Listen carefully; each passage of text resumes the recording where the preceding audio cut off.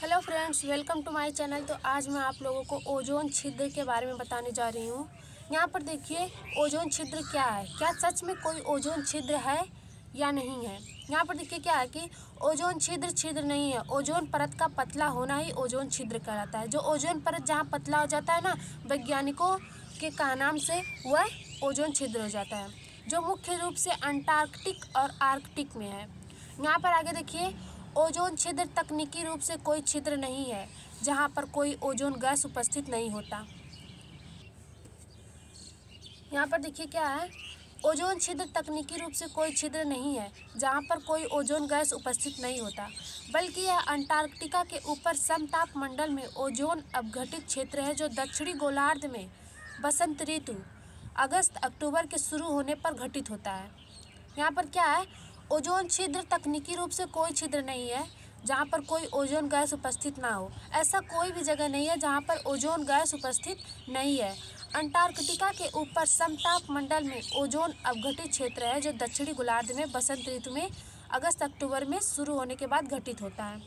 यहाँ पर देखिए कि ऐसा क्यों कह रहा है कि अगस्त अक्टूबर में घटित होता है। यहाँ पर देखिए, आगे देखते हैं। वायुमंडल में ओजोन का औसत सांद्रता करीब 300 डाप्सन यूनिट है। कोई क्षेत्र जहाँ का सांद्रण 220 डाप्सन यूनिट से नीचे गिर जाता है, वहाँ ओजोन छिद्र का भाग माना जाता है। हमने आपको बताया था ना इससे पहले वाले वीडियो में कि 1 डाप्सन मतलब 0.01 मिलीमीटर होता है।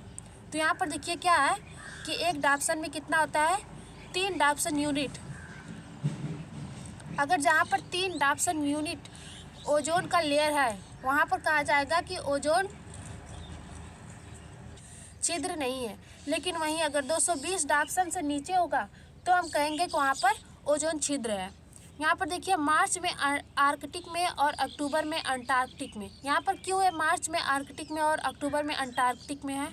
क्योंकि आपको पता है कि 6 महीने के दिन और 6 महीने की रात होती है, और ये दोनों ध्रुव हैं जहाँ पर 6 महीने दिन और 6 महीने रात होती है। तो आर्कटिक में मार्च में क्यों ओजोन अपघटन होता है? यहाँ पर देखिए, आर्कटिक में सूर्य यहाँ पर नहीं रहता है, यहाँ पर 6 महीने की रात होती है, जिसके वजह से हमने आपको पहले बताया था कि अल्ट्रावायलेट सी किरणों की वजह से ही ओजोन परत का निर्माण होता है।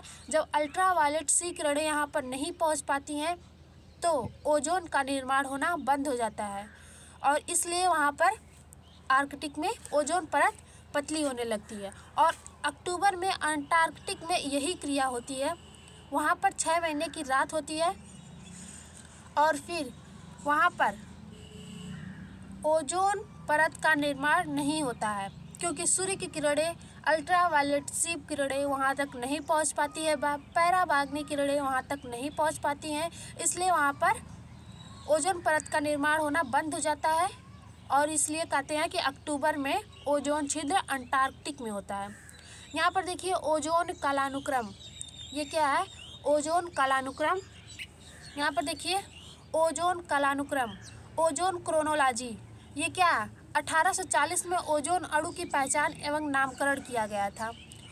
सन 1900 में समताप मंडल की पहचान किया गया था। 1920 में अमोनिया के सुरक्षित विकल्प में CFC का आविष्कार, ये क्या है, क्लोरोफ्लोरोकार्बन का आविष्कार। और 1930 में प्राकृतिक चैपमैन चक्र ओजोन प्रक्रिया की पहचान। ओजोन प्रक्रिया की 1930 में ओजोन प्रक्रिया की पहचान हो गई थी कि आखिर किस तरह ओजोन निर्माण होता है, ओजोन का क्षरण होता है। तो आगे देखते हैं। यहाँ पर देखिए, 1970 में सुपरसोनिक विमानों की परिवहन से समताप मंडल क्षति की चिंता। सुपरसोनिक विमान के परिवहन से समताप मंडल की क्षति की चिंता।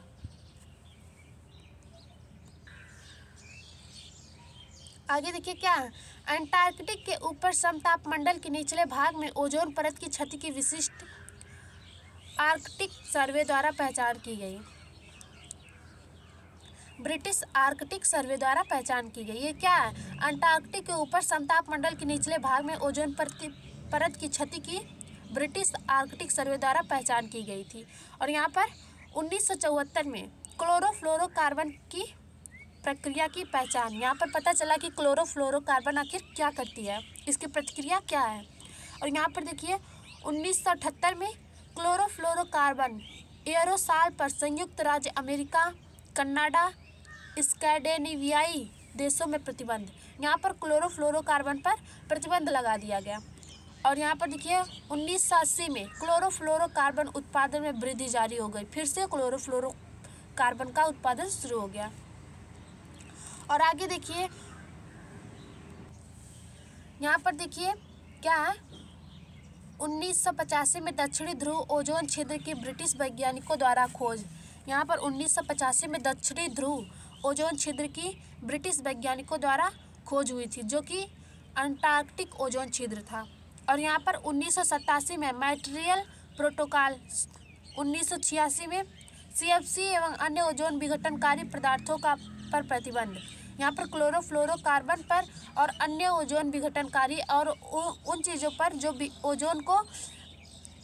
ओजोन का विनाश करते हैं उन पदार्थों पर प्रतिबंध लगाया गया। 1930 तक क्या किया जाएगा कि जो भी ग्लोबल वार्मिंग, जो भी ओजोन परत पर हानि पहुंचा रहे हैं उन सभी को धीरे धीरे बंद कर दिया जाएगा। यहाँ पर आगे देखिए क्या है, क्लोरोफ्लोरोकार्बन CFCs समतापमंडलीय ओजोन क्षरण हेतु जिम्मेदार पदार्थ में सबसे मुख्य क्लोरोफ्लोरोकार्बन है। क्या है, समतापमंडलीय जो अच्छा वाला ओजोन है उसके क्षरण हेतु सबसे जिम्मेदार क्या है, क्लोरोफ्लोरोकार्बन है। क्लोरोफ्लोरोकार्बन के अणु क्लोरीन, फ्लोरीन एवं कार्बन से बना होता है। इसका व्यापारिक नाम फ्यान है। इसका क्या है, इसका अणु क्लोरीन, फ्लोरीन एवं कार्बन से बना होता है और इसका व्यापारिक नाम फ्यान है। तो हम आगे देखते हैं। यहाँ पर देखिए, क्लोरोफ्लोरोकार्बन क्षोभ मंडल टोपोस्फीयर में मानव द्वारा मुक्त किए जाते हैं एवं यादृच्छिक रैंडम तरीके से विसरण द्वारा ऊपर की ओर बढ़ते हुए समताप मंडल में चले जाते हैं। क्या होता है, यहाँ पर क्षोभ मंडल में मानव द्वारा इसे मुक्त किया जाता है और यादृच्छिक रैंडम तरीके से यह विसरण मतलब फैलते हुए धीरे धीरे ऊपर की ओर बढ़ते हुए यह समताप मंडल में चले जाते हैं। इनका जीवन काल देखिए, यहाँ पर ये 65 से 110 साल तक ओजोन अणुओं का क्षरण करते रहते हैं। कितना, 65 से 110 साल तक ओजोन अणुओं का क्षरण करते रहते हैं। चूंकि ये उष्मीय रूप से स्थिर होते हैं अतः ये क्षोभ मंडल में उपस्थित रह पाते हैं। क्या, उष्मीय रूप से स्थित होते हैं और क्षोभ मंडल में उपस्थित रह पाते हैं, परंतु समताप मंडल में अल्ट्रावायलेट किरणों के द्वारा ये नष्ट हो जाते हैं। ये क्या होता है कि जब CFC अल्ट्रावायलेट किरणों के संपर्क में आता है तो अपघटित कर जाता है। यहाँ पर देखिए क्या होता है अपघटन के बाद। यहाँ पर देखिए अपघटन के बाद यह मुक्त मूलकों का निर्माण करता है। ये मुक्त मूलक ऐसे मुक्त मूलक है जिनके संपर्क में अगर कोई भी ओजोन आए तो उसे भी ये मुक्त मूलक बना देंगे और ऑक्सीजन के रूप में उसे छोड़ देंगे। यहाँ पर देखिए इनके संपर्क में जो ओजोन आता है वह बिगड़ जाता है। यहाँ पर देखिए किस तरह इसके संपर्क में ओजोन आया और उसे ऑक्सीजन प्लस OCI मुक्त मूलक बनाकर छोड़ दिया। अब ये ऑक्सीजन बनने के बाद जब वो ऑक्सीजन में बदल जाएगी तो ओजोन की सांद्रता कम हो जाएगी। जब कोई ओजोन ऑक्सीजन में बदल जाएगा तो उसकी सांद्रता क्या हो जाएगी, कम हो जाएगी। यहाँ पर देखिए प्राकृतिक रूप से ओजोन का क्षरण कैसे होता है। प्राकृतिक रूप से ओजोन का क्षरण, जब वातावरण में बिजली चमकती है तो बड़ी मात्रा में इतनी एनर्जी पैदा होती है और वहाँ पर बड़ी मात्रा में नाइट्रोजन के ऑक्साइड उत्पन्न होते हैं और वह ओजोन परत का क्षरण करते हैं। क्या होता है, जब वातावरण में बिजली चमकती है तो वहाँ पर बहुत ही ज़्यादा मात्रा में एनर्जी उत्पन्न होती है और वहाँ पर बहुत ही ज़्यादा मात्रा में नाइट्रोजन के ऑक्साइड उत्पन्न होते हैं, जो नाइट्रोजन के ऑक्साइड ओजोन परत का क्षरण करते हैं। तो आइए हम आगे देखते हैं कि क्लोरोफ्लोरोकार्बन का आखिर किस प्रकार उपयोग होता है। यहाँ पर देखिए क्लोरोफ्लोरोकार्बन का मुख्य उपयोग, इसे क्या कहते हैं, रेफ्रिजरेटर एवं एयर कंडीशनर में प्रतिशक के रूप में उपयोग किया जाता है। एयर कंडीशनर में प्रतिशक के रूप में उपयोग किया जाता है। कोलांट, प्रेरणादायक प्रोपेलेंट के रूप में एरोसॉल स्प्रे क्या होता है, एरोसॉल स्प्रे जो उपयोग किया जाता है, स्प्रे जो गाज होती है उसमें क्या होता है, CFC का इस्तेमाल किया जाता है।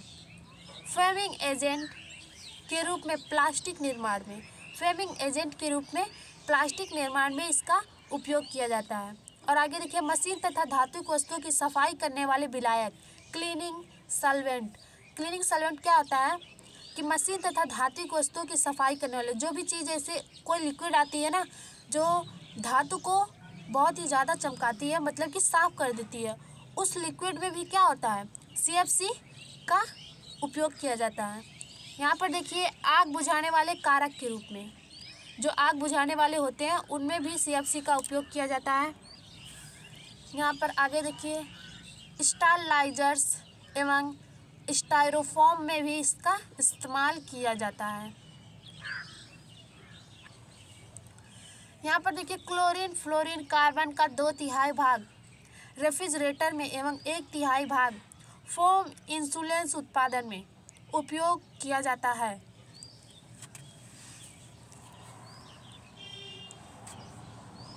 Foam insulation products.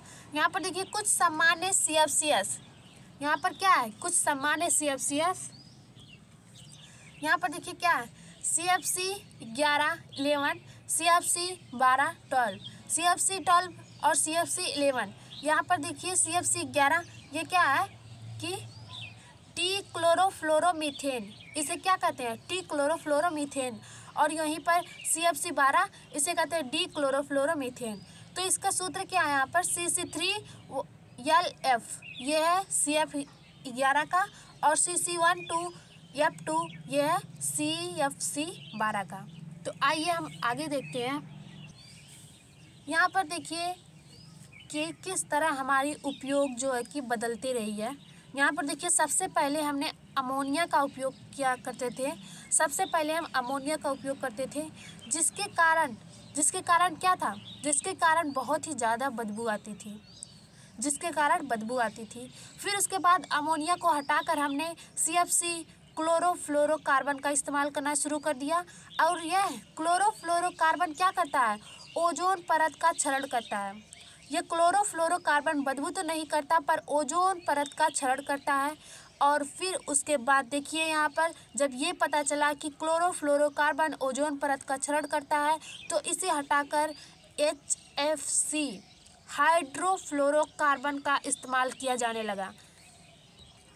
यहाँ पर देखिए, फिर उसके बाद हाइड्रोफ्लोरोकार्बन का इस्तेमाल किया जाने लगा, जो कि ग्लोबल वार्मिंग के जिम्मेदार है, ग्लोबल वार्मिंग का बढ़ना। ये हाइड्रोफ्लोरोकार्बन ये ओजोन परत को क्षरण तो नहीं पहुंचाया, लेकिन इसका ग्लोबल वार्मिंग में बहुत ही बड़ा जिम्मेदार रहा है। उसके बाद जब यह पता चला कि इसकी वजह से ग्लोबल वार्मिंग बढ़ रही है, तो इसे हटाकर HFO हाइड्रोफ्लोरोओलाफी लाया गया। हाइड्रोफ्लोरोओलाफी अभी तक आया नहीं है, पर यह फिगली समझौता सन 2016 में, जिसके तहत सन 2030 तक HFC को बंद कर दिया जाएगा और HFO का इस्तेमाल शुरू होने लगेगा। मतलब कि ये हाइड्रोफ्लोरोओलाफी अभी तक आया नहीं है, पर सन 2030 के बाद इसका ही इस्तेमाल होगा। तो जय हिंद दोस्तों, बात करते हैं आगे रासायनिक अभिक्रिया से किस तरह से क्लोरोफ्लोरोकार्बन का ओजोन विघटन होता है। तो तब तक के लिए जय हिंद।